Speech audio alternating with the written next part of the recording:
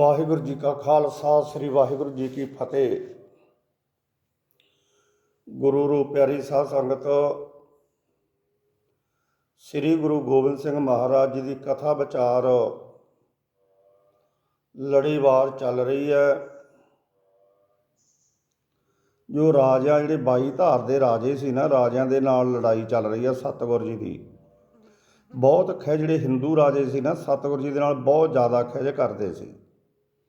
ਇਹਨਾਂ ਨੂੰ ਮਹਾਰਾਜ ਦੀਆਂ ਜਿਹੜੀਆਂ ਗੱਲਾਂ ਕੀਤੇ ਹੋਏ ਕਾਰਜ ਨਹੀਂ ਪਾਉਂਦੇ ਸੀ, ਚੰਗੇ ਨਹੀਂ ਸੀ ਲੱਗਦੇ, ਵੀ ਇਹ ਕਰਨ ਹੀ ਨਾ, ਅਸੀਂ ਵੀ ਕਰੀਏ, ਰਾਜੇ ਮਹਾਰਾਜੇ ਅਸੀਂ ਆ, ਗੁਰੂ ਨਾ ਕਰੇ। ਇਹ ਗੱਲਾਂ ਉਹ ਸੋਚਦੇ ਹੁੰਦੇ ਸੀ। ਹੁਣ ਜਿਹੜਾ ਸਹੈਨੀ ਵਾਲਾ ਬਾਦਸ਼ਾਹ ਸਤਿਗੁਰੂ ਜੀ ਦੇ ਨਾਲ ਉਹਦੀ ਟੱਕਰ ਲੱਗੀ, ਜਦੋਂ ਉਹਦੀ ਟੱਕਰ ਲੱਗੀ ਸਹੈਨੀ ਦਾ ਯੁੱਧ। ਹੁਣ ਦਿਲਾਵਰ ਖਾਂ ਨੇ ਜਦੋਂ ਦੇਖਿਆ ਕਿ ਉਸ ਦਾ ਪੁੱਤਰ ਮਾਰ ਖਾ ਕੇ ਗਿੱਦੜਾਂ ਵਾਂਗ ਨੱਸ ਉੱਠਿਆ, ਨੱਸ ਕੇ ਭੱਜ ਗਿਆ, ਕਿਸੇ ਪਹਾੜੀ ਰਾਜੇ ਨੇ ਉਸ ਦੀ ਸਹਾਇਤਾ ਨਹੀਂ ਕੀਤੀ, ਉਹ ਬਹੁਤ ਗੁੱਸੇ ਤੇ ਗਰਮ ਹੋਇਆ। ਗੁੱਸੇ ਨਾਲ ਤਪੇ ਖਪੇ ਨੇ ਰਾਜੇ ਭੀਮ ਚੰਦ ਵੱਲ ਇੱਕ ਕੜਾਕੇ ਦੀ ਬੜੀ ਤਕੜੀ ਰੋਹਬ ਨਾਲ ਚਿੱਠੀ ਲਿਖੀ। ਉਸ ਵਿੱਚ ਲਿਖਿਆ ਸੀ ਕਿ ਤੇਰੀ ਭੈੜੀ ਨੀਅਤ ਉੱਤੇ ਮੈਨੂੰ ਸ਼ੱਕ ਸੀ। ਕਹਿੰਦਾ ਹੇ ਰਾਜਾ ਭੀਮ ਚੰਦ ਨੂੰ, ਕਹਿੰਦਾ ਉਹ ਸੈਨੀ ਵਾਲਾ ਰਾਜਾ, ਕਹਿੰਦਾ ਮੈਨੂੰ ਸ਼ੱਕ ਸੀ ਤੇਰੀ ਇਸ ਵਫਾਦਾਰੀ 'ਤੇ, ਜਾਂ ਤਾਂ ਠੀਕ ਹੋ ਜਾ, ਨਹੀਂ ਤਾਂ ਤੇਰੇ ਰਾਜ ਦਾ ਅੰਤ ਕੀ ਕਰ ਦੂੰ। ਸੈਨੀ ਵਾਲਾ ਕਹਿੰਦਾ ਜਾਂ ਤਾਂ ਠੀਕ ਹੋ ਜਾ ਤੇ ਨਹੀਂ ਤੇਰੇ ਰਾਜ ਦਾ ਅੰਤ ਕਰ ਦੂੰ। ਮੈਂ ਫੌਜਾਂ ਭੇਜ ਰਿਹਾ ਹਾਂ, ਇਸ ਦਫਾ ਮੁਗਲ ਮੇਰੀ ਫੌਜ ਦੀ ਸਹਾਇਤਾ ਕਰਨੀ ਤੇ ਗੁਰੂ ਜੀ ਨੂੰ ਹਾਰ ਦੇਣੀ। ਕਹਿੰਦਾ ਆਪਾਂ ਰਲ ਕੇ ਗੁਰੂ ਨੂੰ ਹਾਰ ਦੇਣੀ ਹੈ ਤੇ ਮੇਰੀ ਸਹਾਇਤਾ ਕਰੋ। ਜਿਹੜੇ ਉਸ ਦੇ ਹਮੈਤੀ ਜਾਂ ਚੇਲੇ ਹਨ ਉਹਨਾਂ ਨੂੰ ਵੀ ਸੋਧਣਾ। ਹੁਣ ਦੂਸਰੇ ਪਾਸੇ ਦਿਲਾਵਰ ਖਾਂ ਨੇ ਆਪਣੇ ਗੁਲਾਮ ਹੁਸੈਨ ਖਾਂ ਨੂੰ ਸੱਦਿਆ। ਇਹ ਬੜਾ ਤਕੜਾ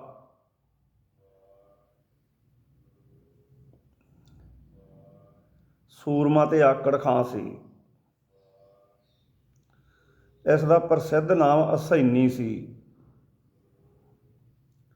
ਉਸ ਨੂੰ ਫੌਜ ਦੇ ਕੇ ਭੇਜਿਆ।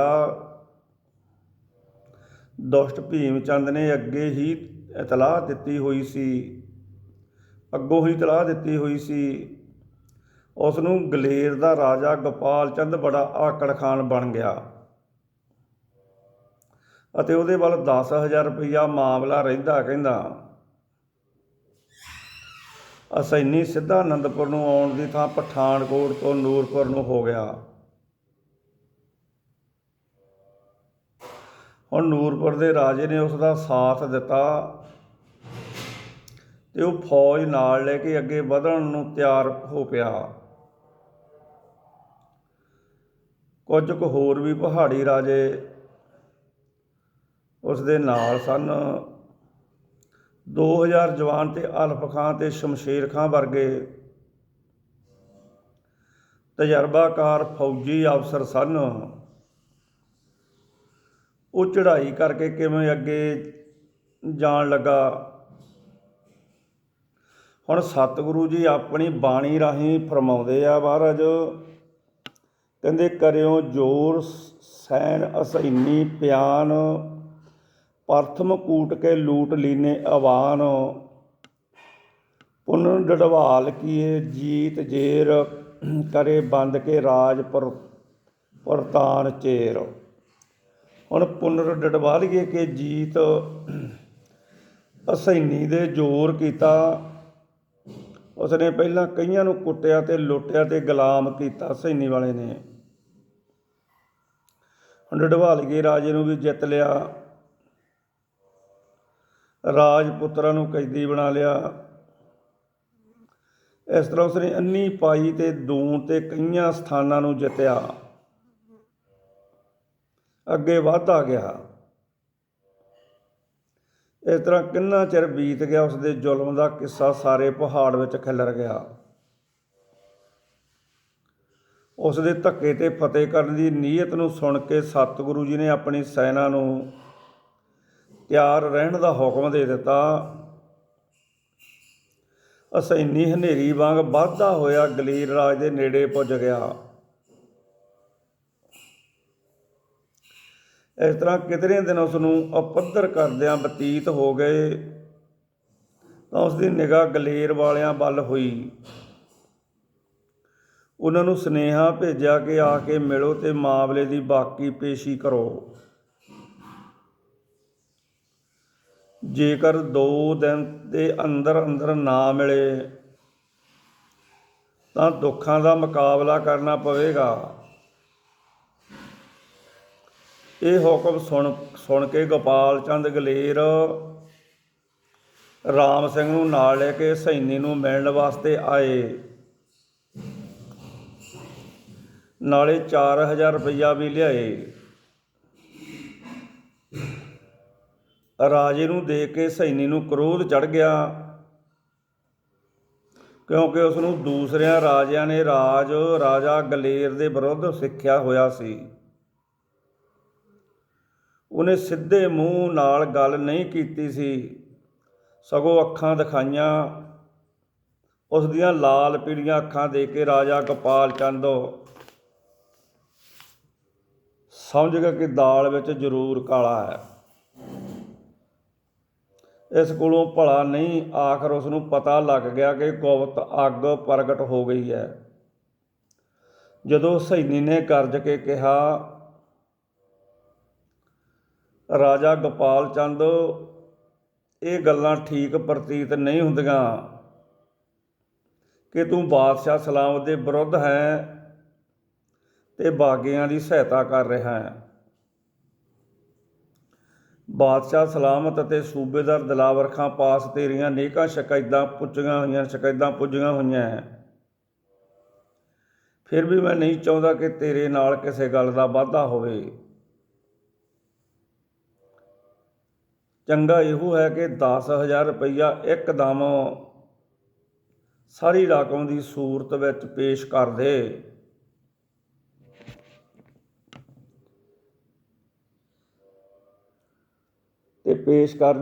ਤੇ ਦੂਸਰਾ ਮਾਮਲੇ ਦੀ ਵਸੂਲੀ ਵਿੱਚ ਮੇਰੀ ਸਹਾਇਤਾ ਕਰੋ। ਹੁਣ ਫੌਜ ਲੈ ਕੇ ਮੇਰੇ ਨਾਲ ਤੁਰ ਤੇ ਤੀਸਰਾ ਅਨੰਦਪੁਰ ਦੇ ਗੁਰੂ ਜੀ ਦੇ ਦਬਾਉਣ ਵਾਸਤੇ, ਗੁਰੂ ਜੀ ਨੂੰ ਵੀ ਆਪਾਂ ਦਬਾਉਣਾ ਅਨੰਦਪੁਰ, ਆਪਣੀ ਸਾਰੀ ਸ਼ਕਤੀ ਦੀ ਵਰਤੋਂ ਕਰੋ, ਕਿਉਂਕਿ ਸਤਿਗੁਰੂ ਜੀ ਸਾਰਿਆਂ ਵਾਸਤੇ ਭਿਆਨਕ ਖਤਰਾ, ਉਹ ਆਪਣੇ ਸਾਰਿਆਂ ਵਾਸਤੇ ਵੱਡਾ ਖਤਰਾ, ਅਤੇ ਆਪਾਂ ਰਲ ਕੇ ਸਾਰੀ ਸ਼ਕਤੀ ਇਕੱਠੀ ਕਰਕੇ ਉਹਨੂੰ ਜਾ ਪਈਏ। ਹਸੈਨੀ ਦੇ ਐਸੇ ਹੁਕਮ ਸੁਣ ਅਣਖੀਲਾ ਰਾਜਾ ਗੋਪਾਲ ਚੰਦ ਤੜਫ ਉੱਠਿਆ। ਉਹਦੇ ਹਿਰਦੇ ਵਿੱਚ ਕ੍ਰੋਧ ਦੀ ਅਗਨੀ ਪ੍ਰਚੰਡ ਹੋਈ, ਪਰ ਉਸ ਅਗਨੀ ਨੂੰ ਉਸਨੇ ਪ੍ਰਗਟ ਨਹੀਂ ਹੋਣ ਦਿੱਤਾ। ਚਿੱਤ ਹੀ ਚਿੱਤ ਸਤਿਗੁਰੂ ਜੀ ਅੱਗੇ ਅਰਦਾਸ ਕਰਨ ਲੱਗਾ, ਹੇ ਦਾਤਾ, ਤੁਰਕ ਦੀ ਚੰਦਰੀ ਜ਼ਬਾਨ ਤੋਂ ਮੈਂ ਕੀ ਸੁਣ ਰਿਹਾ ਹਾਂ। ਇਸ ਦੀ ਜ਼ਬਾਨ ਕਿਉਂ ਨਾ ਸੜ ਜਾਂਦੀ ਜੋ ਇਹ ਤੁਸਾਂ ਦੀ ਨਿੰਦਾ ਕਰ ਰਿਹਾ ਹੈ। ਜਿਹੜਾ ਸਤਿਗੁਰੂ ਨਾਨਕ ਦੇਵ ਜੀ ਦੇ ਘਰ ਦਾ ਨਹੀਂ, ਪਰਮੇਸ਼ਰ ਦੇ ਘਰ ਦਾ ਵਿਰੋਧੀ ਹੈ, ਬੈਰੀ ਹੈ। ਇਹ ਸੱਚੇ ਪਾਤਸ਼ਾਹ ਤੇਰੀ ਓਟ ਹੈ, ਤੇਰਾ ਹੀ ਆਸਰਾ ਹੈ। ਕਿਰਪਾ ਕਰ ਮੈਨੂੰ ਬਲ ਬਖਸ਼, ਮੈਂ ਧਰਮ ਦੀ ਪਾਲਣਾ ਕਰਾਂ ਤੇ ਇਸ ਦੁਸ਼ਟ ਦਾ ਅੰਤ ਕਰਾਂ। ਐਸੇ ਪਾਪੀ ਨੂੰ ਅਨੰਦਪੁਰ ਜੈਸੀ ਪਵਿੱਤਰ ਅਤੇ ਸਵਰਗੀ ਧਰਤੀ ਦੇ ਨੇੜੇ ਵੀ ਢੁਕਣ ਨਾ ਦੇਵਾਂ। ਮਿਹਰ ਹੋਵੇ, ਮੇਰੀ ਆਤਮਾ ਅਡੋਲ ਰਹੇ, ਨਿਰਬਲ ਨਾ ਹੋਵੇ। ਰਾਜਾ ਗੋਪਾਲ ਚੰਦ ਤਾਂ ਆਪਣੇ ਮਾਲਕ ਅੱਗੇ ਅਰਦਾਸ ਕਰਦਾ ਰਿਹਾ ਤੇ ਹਸੈਨੀ ਨੇ ਸਮਝਿਆ ਸ਼ਾਇਦ ਵੈਸੇ ਹੀ ਚੁੱਪ ਕਰਕੇ ਬਹਿ ਗਿਆ। ਕੋਈ ਉੱਤਰ ਨਾ ਸੁਣ ਕੇ ਉਹ ਕੜ ਕੇ ਬੋਲਿਆ, ਜੇ ਕੁਝ ਮੈਂ ਕਿਹਾ ਹੈ ਮਨਜ਼ੂਰ ਹੈ। ਗੋਪਾਲ ਚੰਦ ਨੂੰ ਕਹਿਣ ਲੱਗਿਆ ਸੈਣੀ ਵਾਲਾ ਰਾਜਾ, ਕਹਿੰਦਾ ਤੈਨੂੰ ਮਨਜ਼ੂਰ ਹੈ ਇਹ ਗੱਲਾਂ? ਮੈਂ ਘਰੋਂ ਰੁਪਈਆ ਹੋਰ ਲੈ ਆਵਾਂ ਫਿਰ ਆ ਕੇ ਦੱਸਦਾ ਹਾਂ, ਕਿਉਂਕਿ ਵੱਡਾ ਝਗੜਾ ਤਾਂ ਰੁਪਈਏ ਦਾ ਹੈ। ਗੋਪਾਲ ਚੰਦ ਨੇ ਉੱਤਰ ਦਿੱਤਾ ਉਹਨੂੰ, ਕਹਿੰਦਾ ਠਹਿਰ ਜਾ, ਮੈਂ ਘਰੋਂ ਪੈਸੇ ਲੈ ਕੇ ਆਉਣਾ। ਉਹ ਕਹਿੰਦਾ ਬਹੁਤ ਅੱਛਾ, ਚੰਗਾ। ਰੁਪਈਆ ਲੈ ਆ, ਪੂਰਾ ਰੁਪਇਆ 10,000 ਲਿਆਈ, ਘੱਟ ਜੇ ਲਿਆਇਆ ਦੇਖ ਲਾ ਤੇਰੇ ਨਾਲ ਆਹ ਕਰੂੰ ਜਿਹੜੀ ਕਦੇ ਕਰੀ ਨਾ ਹੋਵੇ। ਹੁਣ ਸੈਣੀ ਖੁਸ਼ ਹੋ ਗਿਆ, ਉਸ ਦੇ ਵਿਚਾਰ ਵਿੱਚ ਰਾਜਾ ਗੋਪਾਲ ਦਾਸ ਵੀ ਡਰ ਗਿਆ। ਉਹਦੇ ਚਿੱਤ 'ਚ ਐਂ ਹੋ ਗਈ ਵੀ ਹੁਣ ਮੈਨੂੰ ਪੈਸੇ ਵੀ ਪੂਰੇ ਲਿਆ ਕੇ ਦਿਓ ਅਤੇ ਨਾਲੇ ਡਰ ਗਿਆ ਮੈਥੋਂ। ਪਰ ਉੱਥੇ ਕੁਝ ਹੋਰ ਹੀ ਸੋਚਿਆ ਜਾ ਰਿਹਾ ਸੀ। ਉੱਥੇ ਤਾਂ ਸੁਰਤੀ ਸਤਿਗੁਰੂ ਜੀ ਦੇ ਚਰਨਾਂ ਨਾਲ ਜੁੜੀ ਹੋਈ ਸੀ ਗੋਪਾਲ ਚੰਦ ਦੀ। ਉੱਥੇ ਤਾਂ ਸੋਚਿਆ ਜਾ ਰਿਹਾ ਸੀ ਕਿ ਸਲਾਹ ਲਈ ਜਾ ਰਹੀ ਸੀ ਕਿ ਲੜਾਈ ਕਿਵੇਂ ਲੜੀ ਜਾਵੇ। ਮੂਰਖ ਸੈਣੀ ਦਾ ਕਾਲ ਨੇੜੇ ਪੁੱਜ ਰਿਹਾ ਸੀ। ਹੰਕਾਰੀ ਮੂਰਖ ਸੈਣੀ ਨਹੀਂ ਸੀ ਸਮਝਦਾ ਕਿ ਉਹ ਕੀ ਹੈ। ਸੱਚ ਤੋਂ ਪਰੇ ਝੂਠ ਦੇ ਆਸਰੇ ਖਲੋਤਾ ਹੋਇਆ ਸੀ। ਦਾਤੇ ਦੇ ਕਥਨ ਅਨੁਸਾਰ ਜੈਸੇ ਕਿ ਜਿਵੇਂ ਰੇਤ ਤੱਤੀ ਹੁੰਦੀ ਹੈ ਸੂਰਜ ਦੇ ਸੇਕ ਨਾਲ, ਪਰ ਉਹ ਇਹ ਸਮਝਦੀ ਜਿਵੇਂ ਹੈ ਕਿ ਇਹ ਸੇਕ ਮੇਰਾ ਹੈ। ਉਹ ਰੇਤ ਐਂ ਸਮਝਦੀ ਹੈ ਅਤੇ ਹੁੰਦਾ ਸੇਕ ਉਹ ਧੁੱਪ ਦਾ ਹੈ, ਅਤੇ ਮੈਂ ਕਿਸੇ ਦੇ ਪੈਰ ਸਾੜ ਸਕਦੀ ਹਾਂ। ਉਹ ਜਿੱਥੋਂ ਸੇਕ ਪ੍ਰਾਪਤ ਕਰਦੀ ਹੈ ਉਸ ਨੂੰ ਭੁੱਲ ਜਾਂਦੀ ਹੈ। ਇਹੋ ਦਿਸ਼ਾ ਸੈਣੀ ਦੀ ਸੀ ਕਿ ਬਲ ਤੇ ਮਨੁੱਖਾ ਜਨਮ ਜਿਸ ਦਾਤੇ ਕੋਲੋਂ ਪ੍ਰਾਪਤ ਕਰ ਚੁੱਕੀ ਸੀ ਉਸ ਪਰਮਾਤਮਾ ਦੇ ਵਿਰੁੱਧ ਹੋ ਗਿਆ। ਜਿਵੇਂ ਸੱਪ ਦੀ ਮੌਤ ਆਵੇ ਤਾਂ ਉਹ ਚੁਰਾਹੇ ਵਿੱਚ ਬੈਠਦਾ ਹੈ। ਸੈਣੀ ਦਾ ਕਾਲ ਉਸ ਨੂੰ ਗਲੇਰ ਵਿੱਚ ਲਿਆਇਆ। ਜਦੋਂ ਮਨੁੱਖ ਦਾ ਕਾਲ ਆਵੇ ਤਾਂ ਉਸ ਨੂੰ ਕੁਝ ਸੁੱਝਦਾ ਨਹੀਂ, ਉਹ ਪੁੱਠੀਆਂ ਗੱਲਾਂ ਕਰਦਾ ਤੁਰਿਆ ਫਿਰੂ। ਹੁਣ ਰਾਜਾ ਗੋਪਾਲ ਚੰਦ ਨੇ ਸਾਰੀ ਰਕਮ ਚੁੱਕ ਲਈ ਅਤੇ ਗਲੇਰ ਨੂੰ ਤੁਰ ਪਿਆ। ਜਦੋਂ ਤੁਰ ਗਿਆ ਤਾਂ ਕਿਰਪਾਲ ਚੰਦ ਅਤੇ ਹੋਰ ਰਾਜੇ ਬਹੁਤ ਤੜਫੇ। ਉਹਨਾਂ ਨੂੰ ਇਹ ਚੀਜ਼ਾਂ 'ਤੇ ਹੈਰਾਨੀ ਸੀ ਕਿ ਗੋਪਾਲ ਚੰਦ ਲਿਆਂਦੀ ਰਕਮ ਕਿਉਂ ਲੈ ਗਿਆ। ਉਹਨਾਂ ਨੇ ਤਾਂ ਛਲ ਨਾਲ ਕੈਦ ਕਰਨਾ ਜਾਂ ਮਾਰ ਦੇਣਾ ਚਾਹਿਆ ਸੀ, ਪਰ ਜਿਸ ਦਾ ਰਾਖਾ ਆਪ ਵਾਹਿਗੁਰੂ ਆ ਉਸ ਨੂੰ ਕੌਣ ਮਾਰ ਸਕੇ। ਰਾਜਾ ਗੋਪਾਲ ਚੰਦ ਆਪਣੇ ਕਿਲ੍ਹੇ ਵਿੱਚੋਂ ਚਲਿਆ ਗਿਆ। ਉਸਨੇ ਫੈਸਲਾ ਕੀਤਾ ਕਿ ਉਹ ਲੜਾਈ ਕਰੇਗਾ। ਉਹ ਅਣਖ ਤੇ ਧਰਮ ਨੂੰ ਨਹੀਂ ਵੇਚੇਗਾ। ਉਸਨੇ ਸ਼ਹਿਰ ਦੀ ਨਾਕਾਬੰਦੀ ਕਰ ਦਿੱਤੀ। ਕਿਲ੍ਹੇ ਵਿੱਚ ਫੌਜ ਬੰਦ ਕਰਕੇ ਬੈਠ ਗਿਆ। ਰੁਪਈਆ ਦੇਣ ਵਾਸਤੇ ਆਇਆ ਹੀ ਨਾ। ਸੈਣੀ ਤਰਕਾਲਾਂ ਤੱਕ ਉਹਨੂੰ ਉਡੀਕਦਾ ਰਿਹਾ, ਰਾਤ ਹਨੇਰੇ ਹੁੰਦੇ ਤਾਈਂ। ਜਦੋਂ ਰਾਜਾ ਗੋਪਾਲ ਚੰਦ ਨਾ ਮੁੜਿਆ ਤਾਂ ਉਸਨੇ ਆਦਮੀ ਭੇਜਿਆ। ਉਸ ਆਦਮੀ ਨੇ ਆ ਕੇ ਦੱਸਿਆ ਕਿ ਉੱਥੇ ਤਾਂ ਲੜਾਈ ਦੀ ਤਿਆਰੀ ਹੋ ਰਹੀ ਹੈ। ਉਸ ਵੇਲੇ ਸੈਣੀ ਆਪੇ ਤੋਂ ਬਾਹਰ ਹੋ ਗਿਆ। ਉਸਨੇ ਹਿੰਦੂ ਰਾਜਿਆਂ ਨਾਲ ਸਲਾਹ ਕੀਤੀ ਕਿ ਕੀ ਕੀਤਾ ਜਾਵੇ। ਸਾਰਿਆਂ ਨੇ ਕਿਹਾ ਗੋਪਾਲ ਚੰਦ ਨੂੰ ਹੁਣੇ ਫੜੋ, ਭਾਵੇਂ ਕੈਦ ਕਰ ਛੱਡਿਓ ਅਤੇ ਭਾਵੇਂ ਮਾਰ ਸੁੱਟਿਓ। ਇਹ ਆਦਮੀ ਮਾੜਾ ਹੈ, ਇਹਦੇ ਲੱਛਣ ਚੰਗੇ ਨਹੀਂ। ਬਸ ਜੰਗ ਦਾ ਮਾਰੂ ਵੱਜ ਗਿਆ। ਸੈਣੀ ਦੀ ਫੌਜ ਨੇ ਗਲੇਰ ਵੱਲ ਚੜ੍ਹਾਈ ਕੀਤੀ। ਨਾਲ ਹਿੰਦੂ ਰਾਜੇ ਸਨ। ਕਿਰਪਾਲ ਚੰਦ ਕਟੌਚੀਆ ਅਤੇ ਰਾਜਾ ਭੀਮ ਚੰਦ ਵੀ ਨਾਲ ਜਾ ਰਲਿਆ। ਇੱਕ ਹਿੰਦੂ ਭਰਾ ਨੂੰ ਮਾਰਨ ਤੁਰੇ, ਨਗਾਰੇ ਵੱਜੇ, ਭੇਰੀਆਂ ਤੇ ਨਾਦ ਕੱਢੇ, ਜਾਲੀ ਦੇ ਨਾਅਰਿਆਂ ਨਾਲ ਅਸਮਾਨ ਗੂੰਜਿਆ। ਉਸ ਭਿਆਨਕ ਰੌਲੇ ਨੂੰ ਸੁਣ ਕੇ ਜਾਨਵਰ ਵੀ ਡਰ ਗਏ। ਪਹਾੜ ਦੀ ਗਰੀਬ ਜਨਤਾ ਸਹਿਮ ਗਈ। ਸਤਿਗੁਰੂ ਜੀ ਫਰਮਾਉਂਦੇ ਹਨ, ਕਹਿੰਦੇ ਸੈਣੀ ਦਲ ਕਿਲ੍ਹਾ ਗਲੇਰ ਦੇ ਲਾਗੇ ਪੁੱਜ ਗਿਆ। ਦੋਹਾਂ ਦਲਾਂ ਦੀ ਟੱਕਰ ਹੋਈ। ਰੌਲੇ ਦੇ ਵਿੱਚ ਲੜਾਈ ਮੱਚੀ। ਸੈਣੀ ਤੇ ਉਸਦੇ ਆਦਮੀ ਬਹੁਤ ਅਭਿਆਨ ਨਾਲ ਅੱਗੇ ਵਧੇ, ਪਰ ਅੱਗੋਂ ਮੂੰਹ ਭੰਨ ਜਵਾਬ ਮਿਲਿਆ। ਗੋਪਾਲ ਦੀ ਸੈਨਾ ਦੇ ਜਵਾਨ ਧਰਮ ਤੇ ਅਣਖ ਬਦਲੇ ਅੱਗੇ ਵੱਧ ਕੇ ਲੜਨ ਲੱਗੇ। ਗੋਲੀ, ਕਿਰਪਾਨ, ਸਹਿਬੀਆਂ ਆਦਿਕ ਦੇ ਵਾਰ ਹੋਣ ਲੱਗੇ। ਸਾਰਾ ਦਿਨ ਲੜਾਈ ਹੁੰਦੀ ਰਹੀ। ਦੋਹਾਂ ਪਾਸਿਆਂ ਤੋਂ ਚੰਗੀ ਲਹੂ ਡੋਲਵੀਂ ਲੜਾਈ ਹੋਈ। ਹਨੇਰੇ ਤੋਂ ਪਹਿਲਾਂ ਹੀ ਸੈਣੀ ਦੀਆਂ ਫੌਜਾਂ ਪਿੱਛੇ ਹਟ ਗਈਆਂ ਤੇ ਰਾਜੇ ਗੋਪਾਲ ਚੰਦ ਦੀਆਂ ਫੌਜਾਂ ਕਿਲ੍ਹੇ ਦੇ ਅੰਦਰ ਚਲੀਆਂ ਗਈਆਂ। ਬਹੁਤਾ ਨੁਕਸਾਨ ਤੁਰਕਾਂ ਦਾ ਹੋਇਆ। ਰਾਤ ਨੂੰ ਗੋਪਾਲ ਚੰਦ ਨੇ ਆਪਣੇ ਸਿਆਣੇ ਦਰਬਾਰੀਆਂ ਨੂੰ ਸੱਦ ਕੇ ਆਖਿਆ, ਦੁਸ਼ਮਣ ਸੰਭਲ ਹੈ, ਉਹਦੇ ਨਾਲ ਮੁਕਾਬਲਾ ਕਰਨਾ ਔਖਾ ਹੈ। ਬਾਹਰੋਂ ਸਹਾਇਤਾ ਦੇਣੀ ਚਾਹੀਦੀ ਹੈ। ਸਤਿਗੁਰੂ ਜੀ ਤੋਂ ਬਿਨਾਂ ਹੋਰ ਤਾਂ ਅਸਾਂ ਦਾ ਆਸਰਾ ਕੋਈ ਨਹੀਂ।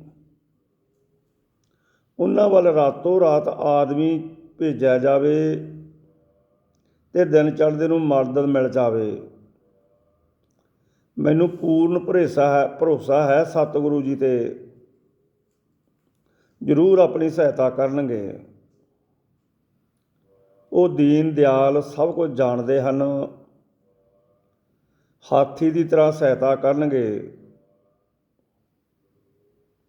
ਐਸੇ ਦੋ ਜਵਾਨ ਨਿੱਤਰ ਜਿਹੜੇ ਦੁਸ਼ਮਣਾਂ ਦੀਆਂ ਸਫਾਂ ਚੀਰ ਕੇ ਅੱਗੇ ਨਿਕਲ ਜਾਣ, ਮਹਾਰਾਜ ਨੂੰ ਖਬਰ ਦੇਣ ਕਿ ਉਹਨਾਂ ਦਾ ਆਜਜ਼ ਸੇਵਕ ਐਸੇ ਵੇਲੇ ਦੁੱਖ ਦੇ ਵਿੱਚ ਹੈ। ਦਰਬਾਰੀਆਂ ਨੂੰ ਰਾਜੇ ਦੀ ਇਹ ਸਲਾਹ ਚੰਗੀ ਲੱਗੀ। ਉਹਨਾਂ ਨੇ ਵੀ ਝੱਟ ਹੀ ਨਾਲ ਹਾਂ ਦੇ ਵਿੱਚ ਹਾਂ ਮਿਲਾ ਦਿੱਤੀ। ਉਸ ਵੇਲੇ ਦੋ ਜਵਾਨ ਚੁਣੇ ਜੋ ਅਨੰਦਪੁਰ ਪੁੱਜਣ। ਨਾਲ ਹੀ ਇਹ ਫੈਸਲਾ ਹੋਇਆ ਕਿ ਉਨਾ ਚਿਰ ਲੜਾਈ ਨਹੀਂ ਲੜੀ ਜਾਵੇਗੀ ਜਿੰਨਾ ਚਿਰ ਬਾਹਰੋਂ ਸਹਾਇਤਾ ਨਾ ਪੁੱਜੇ।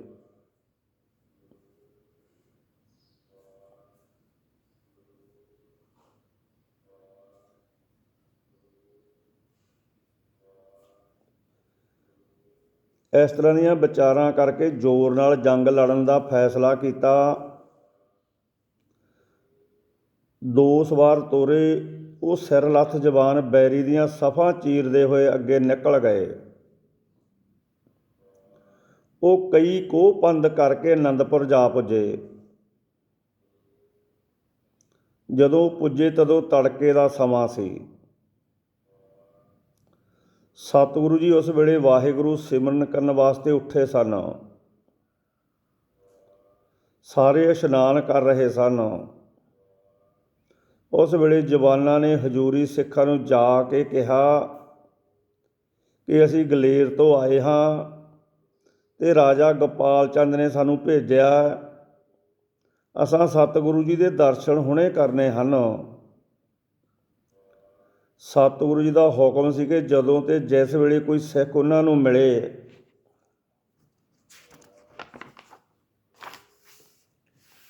ਤੇ ਜ਼ਰੂਰ ਮਿਲਣਾ ਚਾਹੇ ਉਸ ਨੂੰ ਮਿਲਣ ਦੇਣਾ ਚਾਹੀਦਾ ਹੈ। ਇਸ ਹੁਕਮ ਦੇ ਅਨੁਸਾਰ ਹਜ਼ੂਰੀ ਸਿੱਖ ਨੇ ਉਸੇ ਵੇਲੇ ਸਾਹਿਬਾਂ ਨੂੰ ਜਾ ਕੇ ਬੇਨਤੀ ਕੀਤੀ, ਮਹਾਰਾਜ ਦੋ ਜਵਾਨ ਗਲੇਰ ਤੋਂ ਆਏ ਹਨ, ਉਹ ਆਪ ਦੇ ਦਰਸ਼ਨ ਕਰਨ ਆਏ ਹਨ। ਉਹਨਾਂ ਨੂੰ ਰਾਜਾ ਗੋਪਾਲ ਚੰਦ ਨੇ ਭੇਜਿਆ। ਹੁਣ ਅੰਤਰਜਾਮੀ ਸਤਿਗੁਰੂ ਜੀ ਪਹਿਲਾਂ ਹੀ ਜਾਣ ਗਏ ਕਿ ਸੈਣੀ ਜਿਹੜਾ ਲਾਹੌਰ ਆਇਆ ਹੈ ਉਹ ਗਲੇਰ ਜਾ ਪਿਆ ਹੈ। ਉਹਨਾਂ ਨੇ ਝੱਟ ਕਿਹਾ ਹੁਣੇ ਇੱਥੇ ਲੈ ਆਓ। ਹੁਣ ਜਵਾਨ ਸਤਿਗੁਰੂ ਜੀ ਦੇ ਪੇਸ਼ ਹੋਏ। ਉਹਨਾਂ ਨੇ ਪਹਿਲਾਂ ਨਮਸਕਾਰ ਕੀਤੀ, ਫਿਰ ਅਰਜ਼ ਗੁਜ਼ਾਰੀ। ਸੱਚੇ ਪਾਤਸ਼ਾਹੋ, ਰਾਜਾ ਭੀਮ ਚੰਦ ਤੇ ਕਿਰਪਾਲ ਚੰਦ ਦੀ ਕੁਟਲ ਨੀਤੀ ਦੇ ਕਾਰਨ ਹਸੈਨੀ ਖਾਂ ਤੁਰਕ ਗਲੇਰ ਉੱਤੇ ਹਮਲਾ ਕਰਨ ਆਇਆ ਹੈ। ਪਹਿਲੇ ਦਿਨ ਲੜਾਈ ਹੋਈ ਹੈ, ਉਸ ਵਿੱਚ ਰਾਜਾ ਜੀ ਦੇ ਬੰਦਿਆਂ ਨੇ ਬਹੁਤ ਬਹਾਦਰੀ ਦਿਖਾਈ ਹੈ। ਉਹਨਾਂ ਨੇ ਬਾਹਰੋਂ ਆਏ ਦੁਸ਼ਮਣ ਦੇ ਇੰਜ ਡੱਕਰੇ ਕੀਤੇ ਜਿਵੇਂ ਕੋਈ ਪੁਰਸ਼ ਪੋਨੇ ਦੇ ਡੱਕਰੇ ਗਲੇਰੀਆ ਕਰਦਾ ਹੈ। ਬਹੁਤ ਘਸਮਾਨ ਦਾ ਯੁੱਧ ਹੋਇਆ। ਰਾਜਾ ਧਰਮ ਕਰਮ ਵੀ ਮਾਰਿਆ ਗਿਆ। ਇਹ ਪਾਪੀ ਪਰਦੇਸੀਆਂ ਤੁਰਕਾਂ ਦਾ ਜਾਰ ਸੀ। ਰਾਜਾ ਜੀ ਦੀ ਆਪ ਅੱਗੇ ਪ੍ਰਾਰਥਨਾ ਹੈ ਕਿ ਸਹਾਇਤਾ ਕਰੋ। ਸੱਚ ਤੇ ਨੇਕੀ ਸੰਤਾਨੀ ਸ਼ਕਤੀ ਨਾਲ ਲੜ ਰਹੀ ਹੈ। ਸੱਚ ਦੀ ਸਹਾਇਤਾ ਆਪ ਕਰਦੇ ਹੋ, ਦਇਆ ਕਰੋ, ਮਿਹਰ ਕਰੋ। ਅਸਾਂ ਦੇ ਗੁਣ ਔਗਣ ਨਾ ਚਿਤਾਰਿਓ। ਦਿਨ ਚੜ੍ਹਦੇ ਨੂੰ ਸਹਾਇਤਾ ਪਹੁੰਚਣੀ ਚਾਹੀਦੀ ਹੈ। ਹੁਣ ਉਨਾ ਚਿਰ ਲੜਾਈ ਨਹੀਂ ਹੋਵੇਗੀ ਜਿੰਨਾ ਚਿਰ ਆਪ ਦੇ ਜਵਾਨ ਨਾ ਪਹੁੰਚਣ। ਇਉਂ ਬੇਨਤੀ ਸੁਣ ਕੇ ਸਤਿਗੁਰੂ ਜੀ ਬੋਲੇ, ਰਾਜਾ ਗੋਪਾਲ ਚੰਦ ਦੀ ਸਹਾਇਤਾ ਜ਼ਰੂਰ ਕਰਦੇ ਹਾਂ। ਇਹ ਸੱਚਾ ਆਦਮੀ ਹੈ, ਧਰਮ ਦਾ ਪੱਖੀ ਹੈ, ਇਸ ਦੀ ਆਤਮਾ ਨਿਰਮਲ ਹੈ। ਅਸੀਂ ਹੁਣੇ ਜਵਾਨਾਂ ਨੂੰ ਤਿਆਰ ਕਰਦੇ ਹਾਂ, ਕੋਈ ਚਿੰਤਾ ਨਾ ਕਰੋ।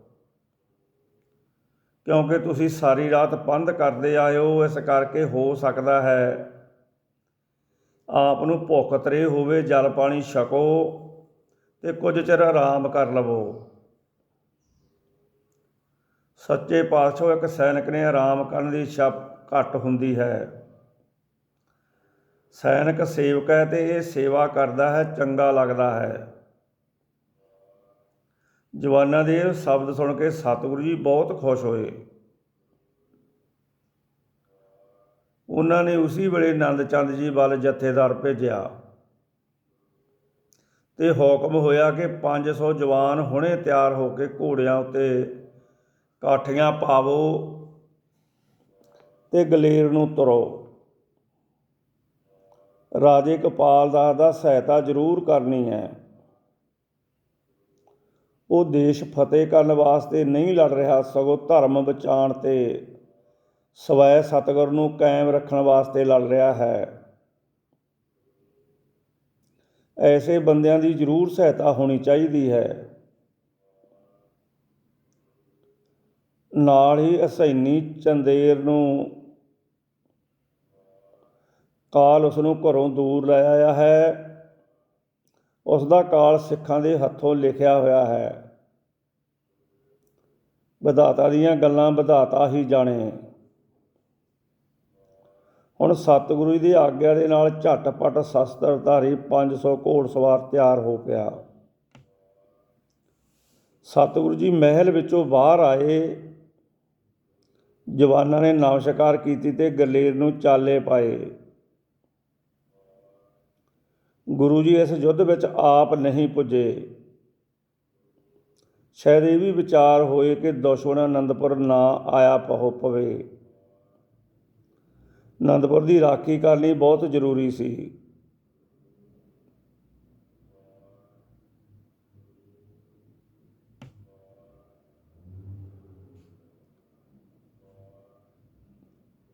ਇਹ ਬਚਨ ਕਰਕੇ ਸਤਿਗੁਰੂ ਸਿੰਘਾਂ ਨੂੰ ਤੋਰਿਆ। ਅਣਖੀਲੇ ਸਿੱਖ ਘੋੜਿਆਂ ਨੂੰ ਹਵਾ ਰੂਪ ਉਡਾਉਂਦੇ ਹੋਏ ਗਲੇਰ ਵੱਲ ਨੂੰ ਜਾਣ ਲੱਗੇ। ਹੁਣ ਦੂਸਰੇ ਪਾਸੇ ਸਵੇਰ ਹੋ ਗਈ। ਗਲੇਰ ਦਾ ਕਿਲ੍ਹਾ ਦੁਸ਼ਮਣਾਂ ਦੇ ਟਿੱਡੀ ਦਲ ਨਾਲ ਘੇਰਿਆ ਹੋਇਆ ਸੀ। ਹਿੰਦੂ ਤੇ ਤੁਰਕ ਰਲ ਕੇ ਧਰਮੀ ਰਾਜੇ ਨੂੰ ਮਾਰਨਾ ਚਾਹੁੰਦੇ ਸਨ। ਪਰ ਜਿਸ ਦਾ ਰਾਖਾ ਆਪ ਕਰਤਾਰ ਹੋਵੇ ਉਹ ਭਲਾ ਕਿਵੇਂ ਮਰੇ। ਰਾਜੇ ਗੋਪਾਲ ਚੰਦ ਨੇ ਕਿਲੇ ਦੇ ਦਰਵਾਜ਼ੇ ਬੰਦ ਰੱਖੇ, ਸਤਿਗੁਰੂ ਦੇ ਚਰਨਾਂ ਵੱਲ ਧਿਆਨ ਜੋੜੀ ਰੱਖਿਆ। ਹੁਣ ਸਤਿਗੁਰੂ ਜੀ ਦੇ ਆਤਮਿਕ ਬਲ ਨਾਲ ਆਨੰਦਪੁਰ ਬੈਠਿਆ ਹੋਇਆਂ ਹੀ ਰਾਜੇ ਦੀ ਸਹਾਇਤਾ ਕੀਤੀ। ਬੈਰੀ ਨੂੰ ਕਿਲੇ ਦੇ ਨੇੜੇ ਨਾ ਆਉਣ ਦਿੱਤਾ। ਬੈਰੀ ਦੇ ਮਨ ਉੱਤੇ ਇਹ ਬਿਠਾ ਦਿੱਤਾ ਕਿ ਜੇ ਕਿਲੇ ਦੇ ਨੇੜੇ ਕੋਈ ਗਿਆ ਤਾਂ ਮਾਰਿਆ ਜਾਏਗਾ। ਲੜਾਈ ਜੂ ਹੋਵੇ ਤਾਂ ਖੁੱਲ੍ਹੇ ਮੈਦਾਨ ਵਿੱਚ ਹੋਵੇ।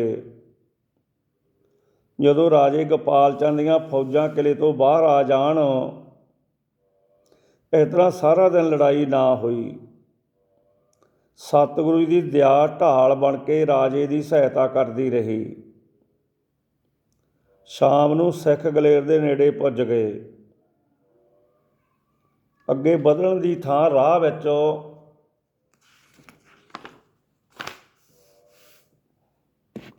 ਰੁਕੇ ਰਾਜੇ ਦੇ ਜਵਾਨ ਨੂੰ ਗੁਪਤ ਰਾਹ ਰਾਹੀਂ ਕਿਲੇ ਵਿੱਚ ਭੇਜ ਦਿੱਤਾ। ਫੈਸਲਾ ਇਹ ਕੀਤਾ ਕਿ ਅਨੰਦਪੁਰ ਵਾਲੀ ਸੈਨਾ ਬਾਹਰ ਰਹੇ। ਰਾਜੇ ਗੋਪਾਲ ਚੰਦ ਦੀ ਸੈਨਾ ਕਿਲੇ ਵਿੱਚੋਂ ਨਿਕਲ ਕੇ ਬੈਰੀ ਉੱਤੇ ਹੱਲਾ ਕਰੇ। ਇਸ ਤਰ੍ਹਾਂ ਬੈਰੀ ਘੇਰੇ ਵਿੱਚ ਆ ਜਾਵੇਗਾ। ਬੈਰੀ ਨੂੰ ਮਾਰ ਕੇ ਨਸਾਉਣਾ ਸੌਖਾ ਹੋਵੇਗਾ। ਇਹ ਸਲਾਹ ਪੱਕੀ ਹੋ ਗਈ ਤੇ ਦੋ ਨੌਜਵਾਨਾਂ ਨੂੰ ਕਿਲੇ ਵੱਲ ਤੋਰ ਦਿੱਤਾ। ਉਹ ਗੁਪਤ ਰਸਤੇ ਰਾਹੀਂ ਕਿਲੇ ਦੇ ਅੰਦਰ ਆ ਪੁੱਜੇ। ਸਵਾਰਾਂ ਨੂੰ ਦੇਖ ਕੇ ਰਾਜਾ ਗੋਪਾਲ ਚੰਦ ਪ੍ਰਸੰਨ ਹੋ ਗਿਆ। ਉਸਨੇ ਛੇਤੀ ਨਾਲ ਅੱਗੇ ਵੱਧ ਕੇ ਕਾਹਲੀ ਵਿੱਚ ਪੁੱਛਿਆ, ਕਿਉਂ ਮੇਰੇ ਦਾਤੇ ਨੇ ਕੀ ਆਖਿਆ? ਕੀ ਪ੍ਰਭੂ ਦਿਆਲ ਹੋਇਆ? ਹੇ ਰਾਜਨ, ਪ੍ਰਭੂ ਦਿਆਲ ਹੋ ਗਿਆ। ਪ੍ਰਭੂ ਨੇ ਆਤਮਿਕ ਤੇ ਜਿਸਮਾਨੀ ਸ਼ਕਤੀ ਅਰਪਣ ਕਰ ਦਿੱਤੀ। ਜਿਵੇਂ ਭਗਵਾਨ ਹਾਥੀ ਦੀ ਪੁਕਾਰ ਸੁਣ ਕੇ ਆਇਆ ਤੇ ਤੰਦੂਏ ਨੂੰ ਮਾਰਿਆ ਸੀ, ਉਸੇ ਤਰ੍ਹਾਂ ਦੁਸ਼ਮਣ ਦਾ ਨਾਸ਼ ਕਰਨ ਵਾਸਤੇ ਉਹਨਾਂ ਨੇ ਸੈਨਾ ਭੇਜੀ ਹੈ। ਸੈਨਾ ਬਾਹਰ ਖਲੋਤੀ ਆ। ਐਸੀ ਸੈਨਾ ਵਿੱਚ ਅਰਜਨ ਤੇ ਭੀਮ ਸੈਨ ਵਰਗੇ ਜਵਾਨ ਹਨ।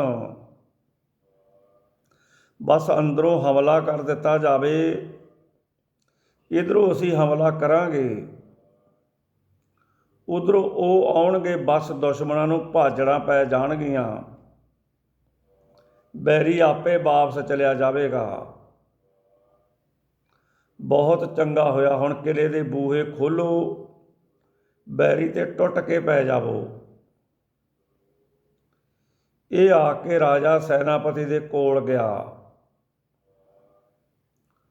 ਉਸ ਨੂੰ ਹੁਕਮ ਦਿੱਤਾ ਕਿ ਲੜਾਈ ਆਪ ਛੇੜੀ ਜਾਵੇ। ਹੰਕਾਰੀ ਦੁਸ਼ਮਣ ਦਾ ਹੰਕਾਰ ਤੋੜਿਆ ਜਾਵੇ। ਵਾਹਵਾ ਦਿਨ ਚੜ੍ਹੇ ਲੜਾਈ ਸ਼ੁਰੂ ਹੋ ਗਈ। ਹੁਣ ਕਿਲੇ ਵਿੱਚੋਂ ਨਿਕਲ ਕੇ ਜਵਾਨ ਇਸ ਤਰ੍ਹਾਂ ਦੁਸ਼ਮਣ ਉੱਤੇ ਕੁੱਦ ਪਏ ਜਿਵੇਂ ਭੁੱਖਾ ਸ਼ੇਰ ਪੈਂਦਾ ਹੈ। ਕਟਾ ਵੱਢ ਆਰੰਭ ਹੋਈ। ਕਾਵਾਂ ਰੌਲੀ ਮੱਚ ਗਈ। ਲੋਹੇ ਨਾਲ ਲੋਹਾ ਖੜਕਣ ਲੱਗਾ। ਜਦੋਂ ਸਿੱਖਾਂ ਨੂੰ ਖਬਰਾਂ ਮਿਲੀਆਂ ਕਿ ਦੋਵੇਂ ਦਲ ਗੁੱਥਮ ਗੁੱਥਾ ਹੋ ਗਏ ਹਨ, ਤਾਂ ਉਹ ਵੀ ਘੋੜਿਆਂ ਨੂੰ ਅੱਡੀਆਂ ਮਾਰ ਕੇ ਰਣਭੂਮੀ ਵਿੱਚ ਜਾ ਪੁੱਜੇ। ਉਹਨਾਂ ਨੇ ਆਉਂਦਿਆਂ ਹੀ ਐਸੀ ਹਨੇਰੀ ਮਚਾਈ ਕਿ ਦੁਸ਼ਮਣ ਨੂੰ ਹੱਥਾਂ ਪੈਰਾਂ ਦੀ ਪੈ ਗਈ। ਉਸ ਕਟਾ ਵੱਢ ਦੀ ਭਿਆਨਕਤਾ ਨੂੰ ਸਤਿਗੁਰੂ ਜੀ ਨੇ ਇਉਂ ਬਿਆਨ ਕੀਤਾ ਹੈ, ਮਹਾਰਾਜ ਕਹਿੰਦੇ, ਉਸ ਵੇਲੇ ਕਿਰਪਾਲ ਚੰਦ ਕਟੌਜੀਆ ਅੱਗੇ ਵਧਿਆ, ਜਿਹੜਾ ਸ਼ਸਤਰਾਂ ਦੇ ਨਾਲ ਸਜਿਆ ਹੋਇਆ ਸੀ ਤੇ ਉਸ ਦੀ ਬਾਹਾਂ ਹੀ ਲੰਮੀਆਂ ਸਨ। ਉਹ ਪੂਰਾ ਜਵਾਨ ਸੀ। ਸਾਰੇ ਸੂਰਮੇ ਨੱਸ ਕੇ ਕ੍ਰੋਧ ਨਾਲ ਯੁੱਧ ਕਰਨ ਲੱਗੇ ਸਨ। ਉਹਨਾਂ ਉਹਨਾਂ ਦੇ ਚਿਹਰਿਆਂ ਦਾ ਨਿਰਾਲਾ ਹੀ ਰੰਗ ਸੀ। ਕੋਈ ਕੋਈ ਚਿਹਰਾ ਲਾਲ ਸੁਰਖ ਹੋ ਚੁੱਕਾ ਸੀ। ਸਾਰਿਆਂ ਕੋਲੋਂ ਤਲਵਾਰਾਂ ਤੇ ਤੀਰ ਕਮਾਨ ਸਨ। ਸਾਰੇ ਜਵਾਨ ਬੜੇ ਗਰਮ ਸਨ। ਉਹ ਕ੍ਰੋਧ ਨਾਲ ਇੱਕ ਦੂਸਰੇ ਦੇ ਲਹੂ ਦੇ ਧਿਆਏ ਸਨ। ਕਈ ਗੱਭਰੂ ਬੜੇ ਕਲੋਲ ਕਰਦੇ ਹੋਏ ਬੋਲਦੇ ਹੋਏ ਲੜਦੇ ਸਨ। ਕਾਂਗੜੇ ਦੇ ਕਟੌਚ ਸੂਰਮੇ ਵੀ ਗਰਜ ਕੇ ਅੱਗੇ ਹੋਏ। ਉਹਨਾਂ ਦੀਆਂ ਅੱਖਾਂ ਵਿੱਚ ਲਾਲੀ ਸੀ ਤੇ ਉਹਨਾਂ ਨੇ ਲੜਨ ਤੋਂ ਬਿਨਾਂ ਸਾਰੀਆਂ ਸੋਚਾਂ ਛੱਡ ਦਿੱਤੀਆਂ ਹੋਈਆਂ ਸਨ। ਕਈ ਖਾਨ ਵੱਧ ਕੇ ਆਉਂਦੇ ਤੇ ਰਣ ਖੇਤਰ ਵਿੱਚ ਡਿੱਗਦੇ ਜਾਂਦੇ। ਢੋਲ ਢਮੱਕੇ ਵਿੱਚ ਤੀਰ ਚੱਲਦੇ ਸਨ। ਕਿਰਪਾਨਾਂ ਢਾਲਾਂ ਉੱਤੇ ਵੱਜ ਕੇ ਆਵਾਜ਼ਾਂ ਪੈਦਾ ਕਰਦੀਆਂ ਸਨ। ਐਸਾ ਘੋਰ ਯੁੱਧ ਹੋ ਰਿਹਾ ਸੀ ਕਿ ਪੂਰਾ ਬਿਆਨ ਕਰਨਾ ਕਠਿਨ ਹੈ। ਸਿਰ ਹਦਵਾਨਿਆਂ ਵਾਂਗ ਮੈਦਾਨ ਵਿੱਚ ਰੁੜਨ ਲੱਗ ਪਏ। ਕਈਆਂ ਦੇ ਸਰੀਰ ਬਿੰਨੇ ਜਾ ਰਹੇ ਸਨ। ਗੱਲ ਕੀ ਕਿ ਯੁੱਧ ਮਹਾ ਭਿਆਨਕ ਹੋ ਰਿਹਾ ਸੀ।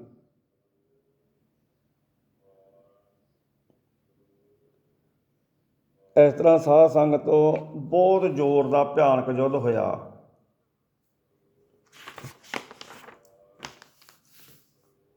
ਜਦੋਂ ਇਹ ਯੁੱਧ ਹੋਇਆ ਤਾਂ ਸਤਿਗੁਰੂ ਦੇ ਸੂਰਮਿਆਂ ਨੇ ਜੰਗ ਦਾ ਕਾਇਆ ਪਲਟ ਦਿੱਤੀ। ਹੁਣ ਸਤਿਗੁਰੂ ਦੇ ਸ਼ਬਦਾਂ ਅਨੁਸਾਰ ਐਸੀ ਭਿਆਨਕ ਲੜਾਈ ਕੀਤੀ ਕਿ ਤੁਰਕਾਂ ਦੀ ਹੋਸ਼ ਭੁਲਾ ਦਿੱਤੀ। ਸਿੰਘਾਂ ਨੇ ਜਿਹੜੇ ਉਹਨਾਂ ਦੇ ਸੰਗੀ ਸਨ, ਬਤਨ ਧਰੋਹੀ, ਕਿਰਪਾਲ ਚੰਦ, ਭੀਮ ਚੰਦ ਆਦਿਕ, ਉਹ ਸਿੱਖਾਂ ਦੀ ਮਾਰ ਅੱਗੇ ਅੜ ਨਾ ਸਕੇ। ਹੁਣ ਸਿੱਖਾਂ ਦੇ ਪੁੱਜਣ ਨਾਲ ਗੋਪਾਲ ਚੰਦ ਦੀਆਂ ਫੌਜਾਂ ਦਾ ਵੀ ਹੌਸਲਾ ਵੱਧ ਗਿਆ। ਉਹ ਕਿਲ੍ਹੇ ਵਿੱਚੋਂ ਨਿਕਲ ਕੇ ਮੈਦਾਨ ਵਿੱਚ ਆ ਪੁੱਜੀਆਂ।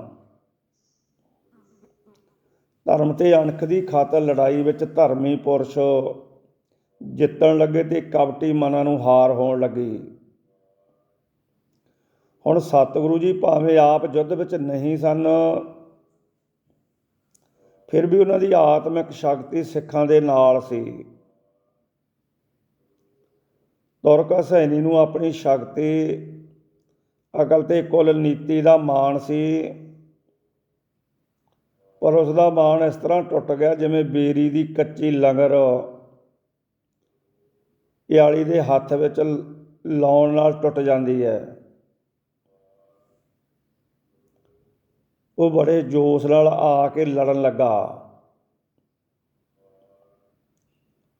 ਪਰ ਹੋਣੀ ਉਹਦੇ ਵਿਰੁੱਧ ਸੀ ਅਤੇ ਉਹਦਾ ਕਾਲ ਆ ਚੁੱਕਾ ਸੀ। ਆਖਰ ਉਹ ਲੜਦਾ ਲੜਦਾ ਤਲਵਾਰ ਦਾ ਵੱਟ ਖਾ ਕੇ ਧਰਤੀ ਉੱਤੇ ਡਿੱਗ ਪਿਆ। ਧਰਤੀ ਉੱਤੇ ਡਿੱਗਦੇ ਸਾਰ ਉਹਨਾਂ ਦੇ ਪ੍ਰਾਣ ਨਿਕਲ ਗਏ। ਉਹ ਇੱਕ ਲੋਥ ਦਾ ਰੂਪ ਧਾਰ ਬੈਠਾ।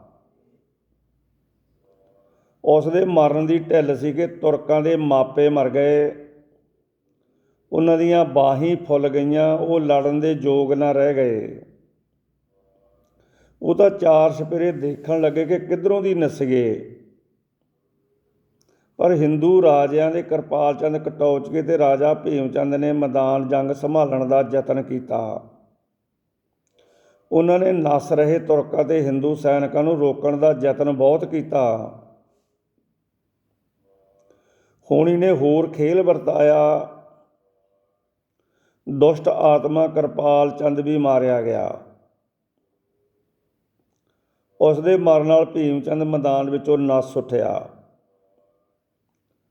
ਸਾਰੀ ਫੌਜ ਵੀ ਨੱਠ ਗਈ।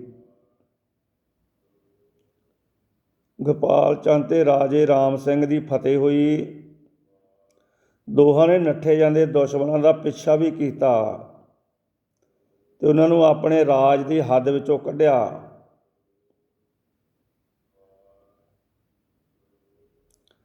ਫਤਿਹ ਸ਼ਾਹ ਦੇ ਬਾਜੇ ਵੱਜੇ, ਸੈਨੀ ਖਾਂ ਮਰ ਗਿਆ। ਇਸ ਲੜਾਈ ਨੇ ਪਹਾੜੀਆਂ ਦੇ ਕਮਜ਼ੋਰ ਦਿਲਾਂ ਨੂੰ ਤਕੜਿਆ ਕੀਤਾ। ਉਹ ਸਾਰੇ ਗਿੱਦੜੋਂ ਸ਼ੇਰ ਹੋ ਗਏ। ਤੁਰਕਾਂ ਦੀ ਬਹਾਦਰੀ ਦਾ ਜੋ ਭਾਰ ਉਹਨਾਂ ਦੇ ਦਿਲਾਂ ਉੱਤੇ ਪਿਆ ਸੀ ਉਹ ਦੂਰ ਹੋ ਗਿਆ। ਉਹਨਾਂ ਨੂੰ ਆਸ ਹੋ ਗਈ ਕਿ ਉਹ ਲੜ ਸਕਦੇ ਹਨ। ਇਹ ਸਾਰੀ ਸਤਿਗੁਰੂ ਜੀ ਦੀ ਮਿਹਰ ਸੀ।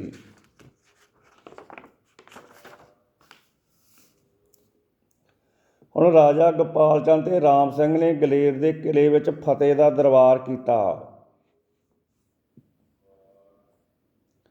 ਉਹਨਾਂ ਨੇ ਸਿੱਖ ਸੂਰਮਿਆਂ ਦੇ ਹੌਸਲੇ ਵਧਾਉਣ ਵਾਸਤੇ ਉਹਨਾਂ ਨੂੰ ਇਨਾਮ ਦਿੱਤੇ ਤੇ ਨਾਲ ਹੀ ਸਤਿਗੁਰੂ ਜੀ ਤੇ ਗੁਰੂ ਘਰ ਦਾ ਜਸ ਕੀਤਾ। ਹੁਣ ਸਤਿਗੁਰੂ ਦਾ ਧੰਨਵਾਦ ਕਰਨ ਵਾਸਤੇ ਆਪ ਰਾਜਾ ਸਿੱਖ ਸੈਨਾ ਦੇ ਨਾਲ ਤਿਆਰ ਹੋਇਆ ਤਾਂ ਕਿ ਅਨੰਦਪੁਰ ਪੁੱਜ ਕੇ ਤੇ ਸਤਿਗੁਰੂ ਦੇ ਦਰਸ਼ਨ ਕਰਕੇ ਸਾਹਿਬਾਂ ਦਾ ਧੰਨਵਾਦ ਕਰੇ। ਦਰਸ਼ਨ ਕਰਕੇ ਨਿਹਾਲ ਹੋਵੇ ਤੇ ਅੱਗੇ ਨੂੰ ਕੀ ਕਰਨਾ ਚਾਹੀਦਾ ਪੁੱਛੇ।